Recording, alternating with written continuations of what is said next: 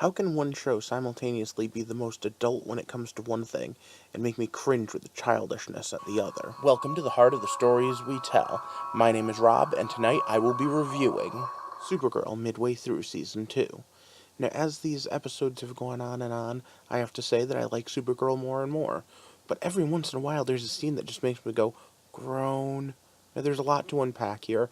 I haven't been doing ratings on individual episodes, and for a good reason. I feel that the story as a whole deserves a little better. As for the mid-season break, I'm giving it an electrum.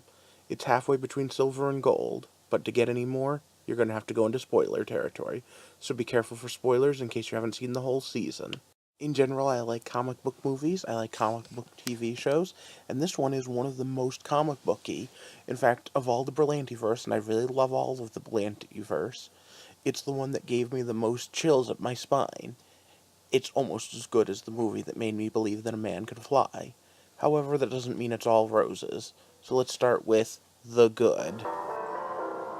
And I had a lot to choose from, but I'm going to start with probably the best TV show, Superman, maybe the best Superman I've seen since Dean Cain.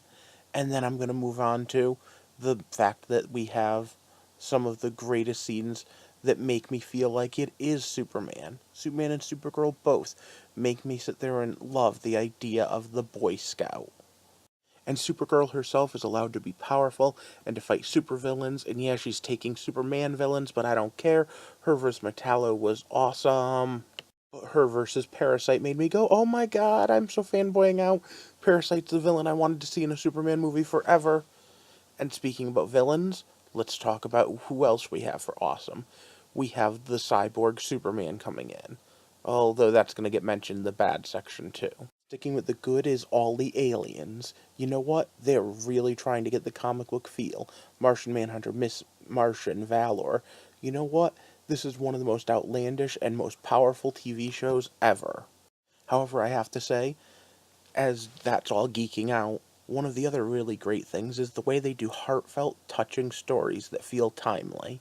The entire thing about coming out as a lesbian, about the mom who was understanding and can pretty much be super and helpful, and even down to the idea of the president pardoning aliens and allowing them on. However, that's going to also lead to some bad parts too, but we'll get to that. Because up next is The Bad. And remember when I said Superman and all the comic book stuff was good? Well, you know what's bad? The Fortress of Solitude. The single worst defended fortress ever. I swear my guard dog, who's a miniature schnauzer's got better security. And then remember how I said the bad was going to talk about Cyborg Superman too? Why do we call him Cyborg Superman again? Oh, well, he just keeps saying it over and over again. Like, if he says it often enough, it'll be true. He's just a cyborg, and he's just a new Metallo. I try to give them points for trying, and that's why it's on the bad and not the ugly, but he is not Cyborg Superman. The next bad is what we lost. You know what? The relationship that Kara had with Cat Grant was one of the good things of the first season. Replacing her with Snapper Carr, I like the actor, but they're just not doing anything with the character.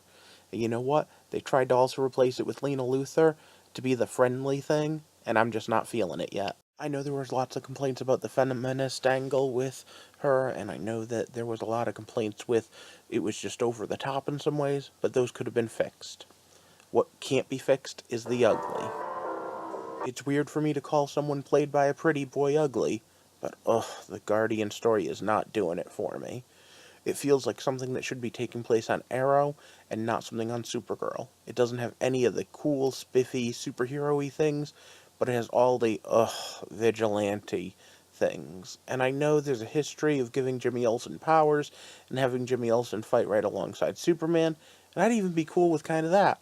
I just feel like they kind of just grayed it out and just, even the suit just does nothing for me. It's, what if Iron Man wasn't as colorful or as interesting? What do you guys think? Do you think I'm being too harsh? Let me know down in the comments. In the meantime, overall, this season has been spectacular so far. There's been a running theme of change, and what happens when the person who I really am inside isn't the person you expect me to be. And it's happened with both Kara and with the racist element with the Daxmites, and it happened with Superman and the fact that all the women were falling all over him, and how Kara couldn't handle that. It happened with the way their relationship was just so buddy-buddy and so fun for being family.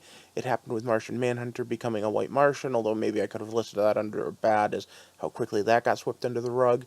And of course, it happened with the whole Maggie Sawyer storyline and what's going on with Alex. But it's even more than that, because it's Lena Luthor, too. And is Lena Luthor who you expect her to be? And for all the crap I'm going to throw on the security system from hell, and the idea of Cyborg Superman being, I don't know where they came up with that idea. I have to say, the fact that they trust that same actor to portray Martian Manhunter as being one of the most complex characters on the show, and Cyborg Superman as Hank Henshaw, means he is obviously batting way outside his weight class when it comes to being an awesome actor. And as I've said many times, some of the best superhero tropes, some of the best superhero stories, can all be broken down to one theme. Who am I? And how can I help? But now it's time for me to ask for your help, because I need you to like this video, share this video, and subscribe to help me build a community so that we can explore the heart of the stories we tell. Thanks for watching.